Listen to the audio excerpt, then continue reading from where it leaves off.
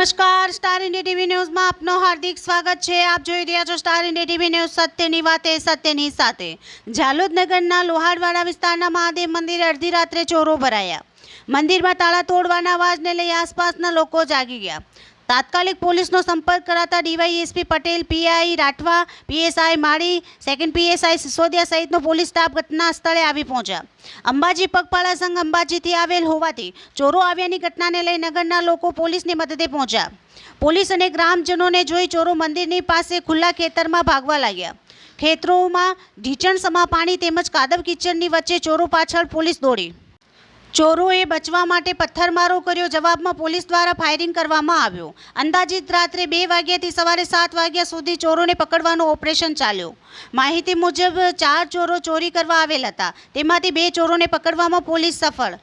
ચોરો મધ્યપ્રદેશ બાજુના હોવાનું જાણવા મળેલ છે।